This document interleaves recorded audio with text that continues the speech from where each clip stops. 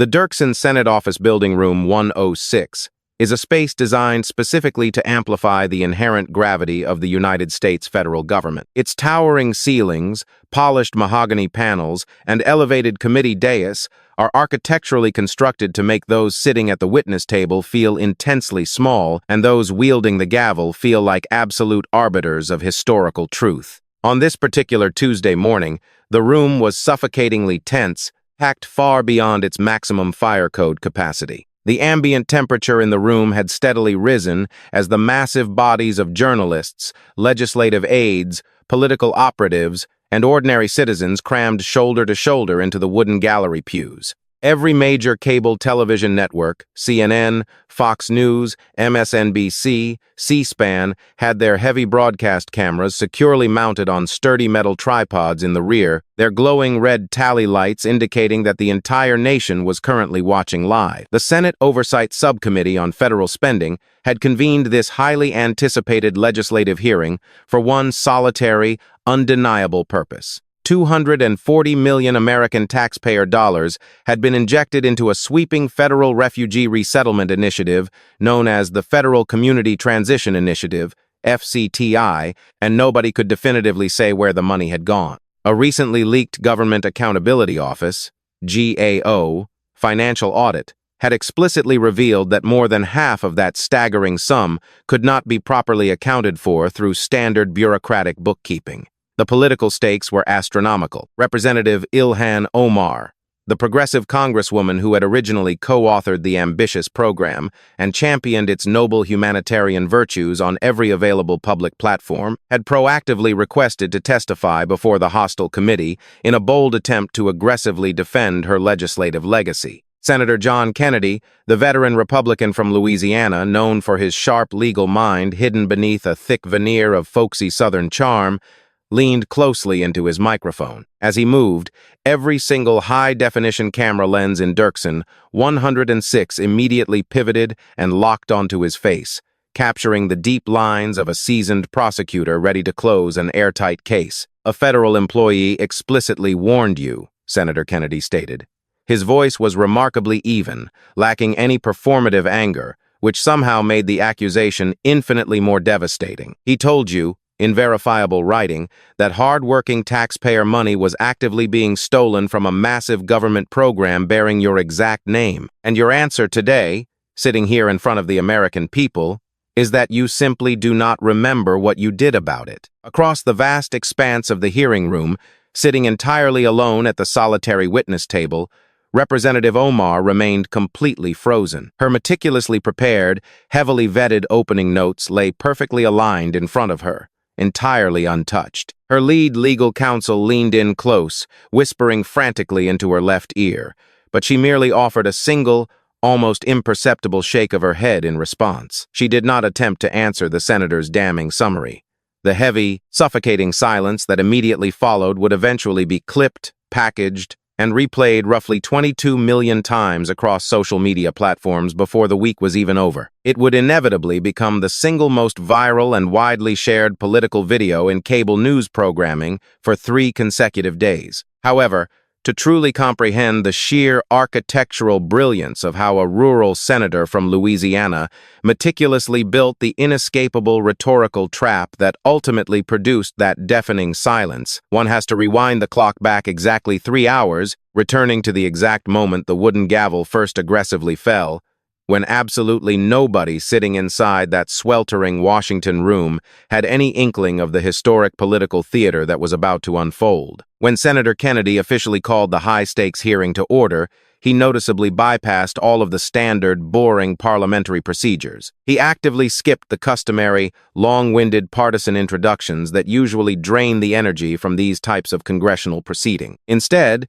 he strategically commenced his opening remarks by painting a vivid, heartbreaking portrait of a specific American municipality. "Before we initiate this formal inquiry," Kennedy announced, his southern drawl echoing cleanly off the acoustic paneling, "I desperately want every single person sitting in this room today to fully comprehend the absolute reality of what we are genuinely talking about. There is a small, quiet town located up in the state of Minnesota called Carthage. It has a modest population of about 8,000 good, honest, hard-working people. Roughly 3 years ago, their quiet town suddenly received 1,200 completely new, displaced residents in a highly compressed span of just 18 months, entirely driven by this specific federal resettlement program. Let me be perfectly clear. Absolutely nobody in Washington bothered to ask the local leadership in Carthage if they were actually ready for this massive influx. Nobody sent any logistical help when they inevitably found out that they weren't. Consequently, they tragically lost their one and only urgent care medical clinic simply because the daily patient load had unexpectedly tripled overnight, and nobody from this government sent a single, solitary dime to help them keep the doors open. For 2 agonizing years, their desperate mayor continuously called Washington, practically begging for some form of basic logistical assistance. Nobody ever returned her phone calls. Kennedy paused, deliberately allowing that grim, undeniable reality to hang heavy in the stale air for 2 full, agonizing seconds. The previously restless press gallery went completely silent. That specific, heartbreaking scenario, Kennedy continued, locking eyes with the committee, is exactly what 240 million of your hard-earned tax dollars was strictly supposed to prevent. And today, we are going to meticulously find out exactly why it failed to do so. When it was her designated time to speak, Representative Omar delivered a prepared opening statement that was notably brief, fiercely passionate, and sharply direct. She aggressively leaned into the moral imperative of the legislation. This specific federal program has genuinely saved human lives, she declared, her voice ringing with defiance. It successfully gave deeply vulnerable refugee families a legitimate, fighting chance at achieving the American dream. I personally helped write this legislation. I actively championed it, and I absolutely will not sit quietly by while its profound, beautiful human impact is callously reduced to nothing more than cold, sterile numbers on an auditor's financial spreadsheet. Kennedy patiently waited until she had completely finished every last syllable of her impassioned defense. He offered a slow, measured nod of apparent understanding. Nobody in this room is questioning whether these refugees inherently deserve a fair chance. Representative, Kennedy replied softly. Not a single person is making that callous argument. The true question at hand today is whether anybody was actually watching the massive amounts of money that was supposed to give them that chance, and whether the American communities that ultimately paid for it fundamentally deserved a much better outcome than what they actually got. He methodically adjusted his reading glasses, briefly cast his eyes downward toward his extensive notes, and subsequently posed the very first question of the oversight hearing. He delivered the query in an exceptionally unhurried, almost casual tone, reminiscent of a man simply asking his neighbor about the weekend weather forecast over a backyard fence. Now, Representative Omar, before we dive deeply into any of the complicated financial numbers, can you just tell me, in your own personal words, what exactly this legislative program was structurally designed to accomplish? Omar provided her response without a singular moment of hesitation.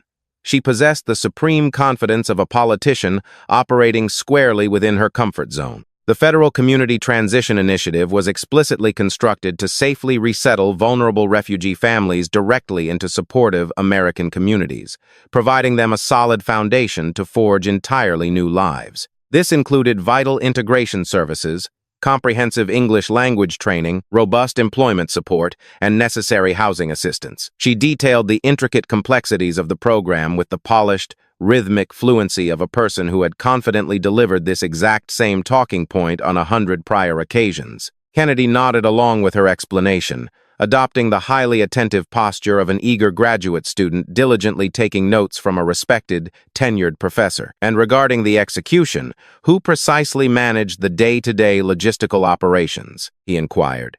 Who was fundamentally in charge of running things down on the ground level? The local community organizations bore that ultimate responsibility, Representative Omar stated clearly. There were 47 thoroughly vetted nonprofit organizations distributed across the American Midwest, and each possessed incredibly deep, established ties within their respective local areas. And who exactly was responsible for selecting the specific towns that would ultimately receive these incoming refugees?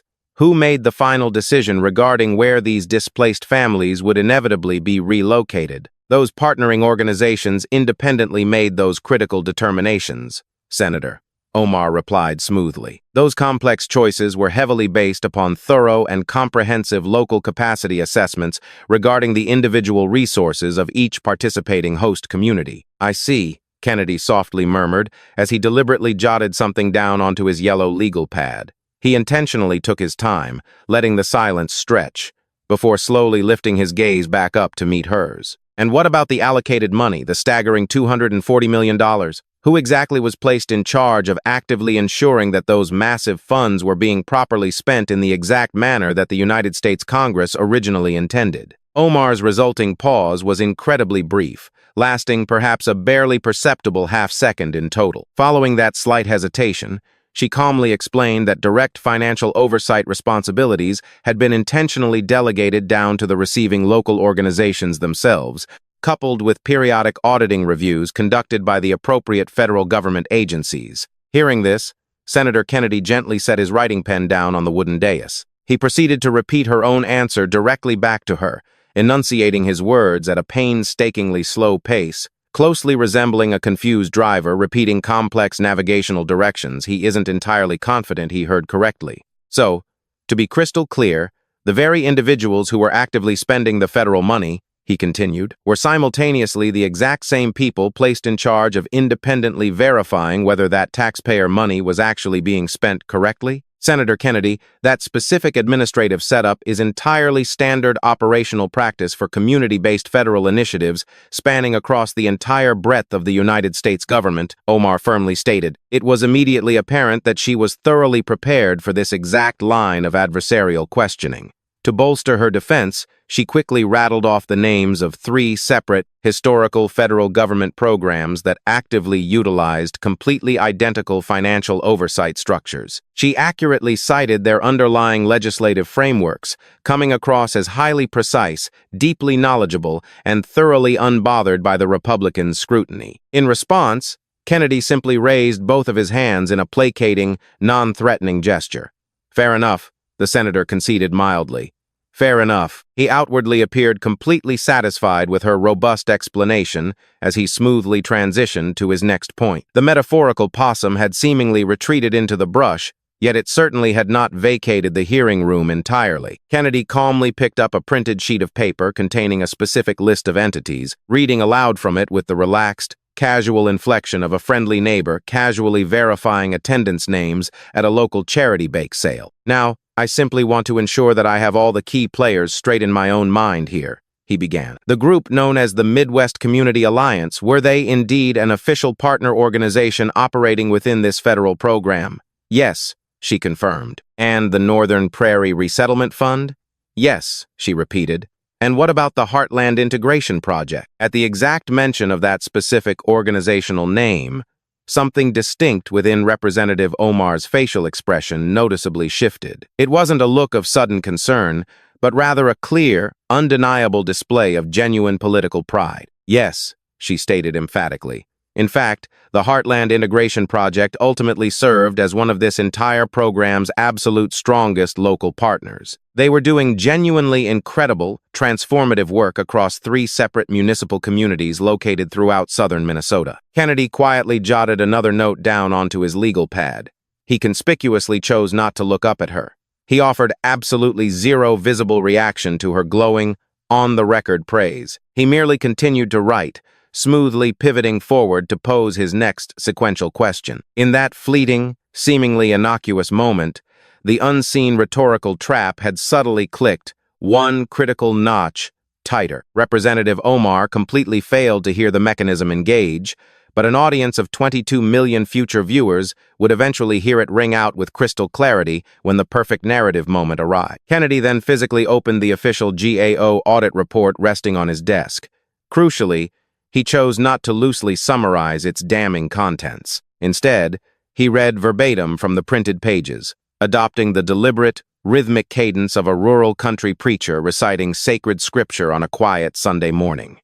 He read slowly and with extreme clarity, intentionally allowing the sheer weight of each individual sentence to independently do its own heavy lifting in the minds of the jury-like audience. A total of $240 million was officially appropriated over the span of 3 federal fiscal years, he read aloud, his voice steady. Only $87 million is directly traceable to actual, on-the-ground resettlement services. Exactly 47 distinct community organizations received this federal funding. Astoundingly, 12 out of those 47 groups never once filed a single mandatory progress report, not one solitary page of documentation over the entire 3-year duration. He paused for maximum dramatic effect. Furthermore, 3 separate partner organizations formally dissolved their operations entirely during the active program period, leaving behind, combined, completely unaccounted for taxpayer balances totaling a staggering $11.4 million.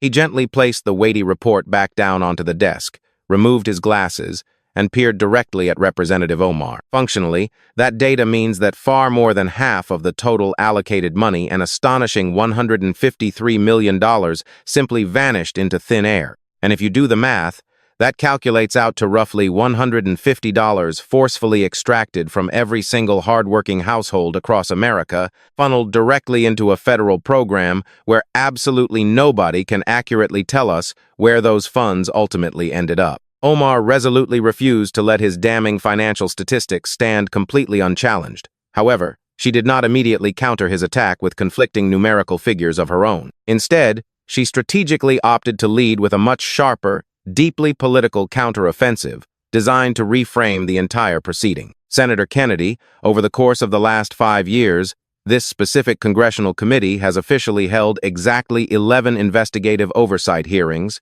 she declared, her vocal tone highly controlled and razor-precise. Shockingly, 9 of those 11 hearings actively targeted government programs explicitly designed to serve highly vulnerable immigrant and refugee communities. 9 out of 11 total hearings. Meanwhile, not one single hearing among them was convened to critically examine massive defense contractor cost overruns. Not one single session was dedicated to investigating bloated agricultural subsidies that routinely exceed their legally authorized federal budgets by billions of dollars every single fiscal year. She deliberately let the sheer disparity of those numbers land heavily in the room. So, I hope you will rightfully forgive me if I openly question whether this current proceeding is genuinely about ensuring financial accountability or whether it is actually just about punishing the specific minority demographics that this money was originally spent to help. Instantly, the packed viewing gallery went deathly quiet. The silence fell not because her bold accusation seemed inherently unfair, but rather because her underlying premise was brutally specific. 9 out of 11. That ratio was not merely some vague rhetorical gesture hinting at partisan bias. It was a concrete, verifiable mathematical statistic. And as every seasoned operative in Washington intimately knows, hard numbers are exceedingly difficult to dismiss or argue against. Kennedy did not offer an immediate, off-the-cuff response to the searing accusation. For the very first time since the gavel fell, the captivated audience witnessed the seasoned senator take a full contemplative beat before choosing to speak. When he finally formulated his answer, he notably did not attempt to patronizingly dismiss her core complaint. Instead, he chose to directly and respectfully engage with her challenge. "That is an entirely fair question to raise, Representative, and I am perfectly willing to answer it head-on," he stated evenly. "If you would personally like to formally co-sponsor a robust subcommittee hearing focused entirely on egregious defense contractor overruns, I promise you that I will gladly be the very first sitting senator to sign my own name to the docket. I genuinely mean that." He intentionally paused, allowing the rare moment of bipartisan agreement to register, before slamming the rhetorical door completely shut. However, right here, right now, inside this specific room today, an unbelievable 153 million taxpayer dollars is currently missing from a federal program that you proudly slapped your own name onto. And I couldn't help but notice that you have conveniently chosen to answer my direct inquiry regarding that vanished money by hastily pivoting to a question challenging my personal political motives. I would very much still like to hear an actual answer regarding the location of the missing funds. With that single masterful sentence, Omar's carefully constructed moral shield effectively shattered upon the floor. But breaking it had required legitimate intellectual effort. The watching audience recognized that Senator Kennedy had skillfully earned the right to redirect the conversation. He was not simply granted it for free by the chair. Representative Omar's aggressive counterblow had undeniably landed, yet Kennedy's measured response had undeniably landed with far greater force. Realizing the tactical shift, Omar pivoted her approach entirely. She turned her gaze toward the wider committee panel and proceeded to weave a deeply emotional narrative. She passionately described a resilient refugee woman named Amina, who had initially arrived in the state of Minnesota directly through the FCTI program, accompanied only by her 3 young children and possessing absolutely no working knowledge of the English language. Amina tirelessly worked, grueling double shifts down at a local meatpacking facility just to make ends meet, yet still diligently attended adult language education classes 4 nights every single week. Her eldest daughter, a mere 14 years of age at the time, was forced to act as the primary translator for her struggling parents during complex visits to the local bank, medical appointments at the doctor's office, and crucial meetings at the public school. Yet, just 2 short years later, this same woman named Amina stood proudly inside a United States federal courtroom, raising her right hand to officially take the solemn oath of American citizenship and subsequently cast her very first Democratic ballot at the age of 43. The story was profoundly moving. So much so that even Kennedy's most staunch political supporters, seated up in the gallery respectfully, sat in silence to absorb the emotional weight of it. Kennedy politely waited until she had completely finished. "That is a truly beautiful and inspiring story, Representative, and I sincerely mean that," he began gently. He paused slightly. "However, I have also keenly noticed that every single time I directly ask you about the location of the missing money, you consistently choose to answer me by bringing up the struggles of a marginalized family. And quite frankly, those vulnerable families inherently deserve far better treatment than merely being weaponized as a convenient political shield to dodge a very serious question regarding 153 million missing taxpayer dollars." Moving the proceedings forward, Senator Kennedy formally called Mayor Patricia Langford, representing the town of Carthage, Minnesota, to the witness table. Langford solemnly testified that her quiet municipality of barely 8,000 long-term residents was suddenly forced to absorb 1,200 entirely new individuals over a heavily compressed 1-8-month time frame. They received absolutely 0 federal infrastructure support grants to manage the surge, 0 additional educational funding, and 0 extra budget for police staffing. The refugee families who ultimately arrived in Carthage were inherently good, decent people, she clarified softly, shocking the partisan gallery. They desperately wanted to find honest work. They eagerly wanted to enroll their children in our local schools, but they were simply dropped out of the sky into a tiny town that practically had absolutely nothing left to give them. The very federal program that was allegedly supposed to actively help these vulnerable families essentially just abandoned them right there on our doorstep. Kennedy summarized the tragedy. So, in essence, this particular government program comprehensively failed absolutely everyone it managed to touch. It failed the American taxpayers who blindly funded it. It completely failed the small town that was forced to unexpectedly absorb it. And most tragically, it failed the very refugee families it was ostensibly designed to protect. Omar, sensing the devastating impact of Langford's testimony, aggressively pivoted back onto the offensive. She opened her own thickly padded folder and revealed that the original draft of the legislation explicitly included a massive $180 million strictly allocated for dedicated community infrastructure funding. That crucial funding block was aggressively stripped away during closed-door Senate negotiations, she revealed, staring daggers at the Republicans on the dais. It was completely removed via a targeted legislative amendment, and I actually have the official congressional voting record sitting right here in front of me. She read the names of the senators who cut the funding, 2 of whom were sitting on the very committee interrogating her. You actively cut the crucial infrastructure funding. You mercilessly slashed the community preparation budget down to 0, and then you have the audacity to sit up there today and cast blame upon the very people who were desperately trying to provide help. The heavy, oppressive energy inside Dirksen 106 palpably shifted. Omar was no longer defensively backpedaling. She was ruthlessly attacking, and her strike was fully backed by verifiable legislative documents. She then aimed her crosshairs directly at Kennedy, pulling up a transcript from 2019, where Kennedy himself had lavishly praised a Louisiana state program that utilized the exact same community-based financial oversight framework that he was now aggressively tearing apart. So, I must ask you, were you fundamentally wrong back then, Senator? Or are you fundamentally wrong right now? She demanded. Kennedy absorbed the massive political hit completely without flinching. That specific Louisiana program actually utilized third-party, independent financial auditors who were legally tasked with meticulously reviewing every single quarterly expenditure report. He countered smoothly. Furthermore, it actually had strict, mandatory administrative site visits explicitly written directly into its core legislative authorization. And most importantly, throughout its entire 3 years of continuous operation, every single federal dollar was fully and completely accounted for. This program possessed absolutely none of those critical safeguards, Representative. And frankly, you would already acutely know the massive difference between the two if you had actually bothered to read Mr. Chen's urgent letter. Kennedy smoothly called his next key witness to the stand, David Chen, the former deputy director of the Federal Community Transition Initiative and a dedicated career civil servant boasting 22 years of extensive experience. Chen began to testify in a manner that was both chillingly calm and devastatingly precise.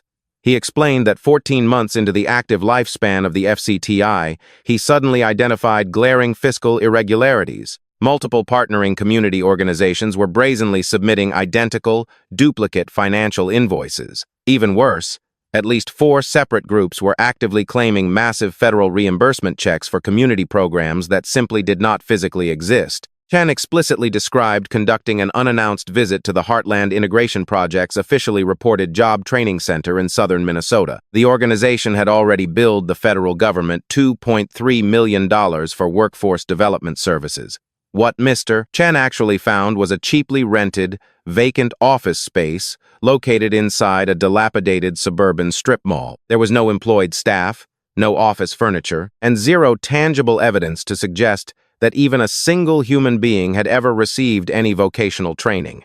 They had billed $2.3 million in taxpayer funds in exchange for a completely empty room. The specific mention of the Heartland Integration Project landed within the tense hearing room with the profound weight of a heavy stone violently dropped into a pool of perfectly still water. This was the exact same nonprofit organization that Representative Omar had glowingly praised by name on the official congressional record less than 2 hours prior, calling them one of the program's absolute strongest partners. Chen further testified that during his internal review, he found that 8 separate groups out of the total 47 approved partner organizations were all utilizing the exact same obscure accounting firm to process their federal reimbursement requests. A single, solitary financial firm was secretly handling a jaw-dropping $67 million in taxpayer program funds. When the official GAO auditors eventually attempted to contact that specific firm, its corporate offices had been permanently closed down. The founding principal had relocated overseas, and all internal client financial files were deemed completely unrecoverable. Chen explained that he meticulously drafted a stark warning letter detailing these crimes, physically attached all of his damning documentary evidence, and sent the entire package via certified U.S. mail directly to every single sitting member of Congress who had originally co-authored the FCTI legislation. Mr. Chen, can you please tell this committee exactly who successfully received that certified letter? Kennedy prompted. Chen read the names. The 4th name he read aloud was Representative Ilhan Omar. At that precise moment, Kennedy slowly turned his body squarely toward the witness table. Representative Omar, did you or did you not receive this specific warning letter? He demanded. Omar chose her words carefully, claiming her congressional office routinely received thousands of pieces of correspondence, and the letter was likely reviewed by junior legislative staff. When pressed on what action was taken, she weakly stated that her internal staff had simply referred the complex matter over to the relevant oversight agency, though she could not name which one without consulting her records. Ma'am, Kennedy stated, his voice ringing with disbelief, a dedicated federal employee explicitly told you, in verifiable writing, that millions in American taxpayer money was actively being stolen from a massive government program that physically bears your own name. And your answer today is that you simply do not remember what you did about it. He continued his relentless barrage. After your congressional office officially received Mr. Chen's dire warning letter, and after you were explicitly warned that taxpayer money was rapidly disappearing into thin air, did you intentionally continue to publicly advocate for the rapid expansion of this program? Omar finally admitted that yes, she did. because she firmly believed in the core underlying mission of the program. She then frantically began to talk emotionally about the countless other refugee families who still desperately needed government help, invoking the overriding moral imperative of the situation. Kennedy firmly held up his right hand, stopping her mid-sentence. "Ma'am, this is now the second time here today that I have asked you a highly specific question about missing taxpayer money, and you have deliberately chosen to answer me by hiding behind a vulnerable family. I deeply respect those struggling families. But right now, I am specifically asking you about a certified letter that explicitly told you that their much-needed money was actively being stolen by fraudsters, and I would greatly appreciate a direct, factual answer regarding that specific document." Kennedy sat back and delivered a brutal, unyielding summation of the facts. "You excitedly told me that the Heartland Integration Project was supposedly one of the program's absolute strongest local partners. That exact same partner outrageously billed the American taxpayer $2.3 million for managing a rented building that contained absolutely no working staff and no office furniture. You defensively told me that your personal role in all of this was strictly legislative. Yet, you directly received a certified, documented letter explicitly warning you that millions in public money was rapidly disappearing, and your only defense today is that you simply do not remember what you actually did about it. You clearly had plenty of time for the glowing spotlight of the political podium, Representative. You simply did not have any time left over for the ugly truth." The massive hearing room plunged into an eerie, suffocating silence. It was the heavy, suffocating silence of a final, inescapable guilty verdict. Slowly, Kennedy removed his thick reading glasses from his face, folded the side arms inward with deliberate care, and gently placed them down onto the flat surface of the wooden table. "I have just one final, brief question for you before we conclude.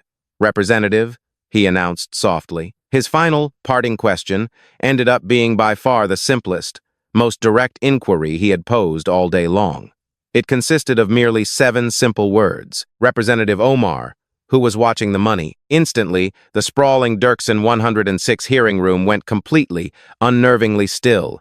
This was a raw, visceral, intensely real silence. It was the exact type of crushing silence that only fills a crowded room when every single living person present already intimately knows the terrible answer, yet not a single one of them actually possesses the sheer courage to say the words out loud. Confronted with the ultimate question, Representative Omar did not physically speak a single word for 6 agonizingly long seconds. When her strained voice finally broke the tension, it registered at a volume barely hovering above a whisper. The thick stack of carefully prepared defensive remarks sitting directly in front of her remained entirely untouched. "The established financial oversight system," she finally whispered slowly into the microphone, "simply did not manage to successfully deliver the rigid accountability that the hard-working American people ultimately deserved. I take that failure incredibly seriously." It was a devastating portrait of a woman realizing, fully broadcast in front of 22 million stunned people, that simply believing passionately in a righteous cause was fundamentally not the same thing as actively doing the grueling, unglamorous work required to actually make sure the system functioned properly. The gavel fell for the final time. The fallout would dominate the national news cycle for weeks, but the tragic reality remained unchanged. $153 million was simply gone, stolen under the guise of compassion, while the vulnerable people it was meant to help were left entirely alone in the dark.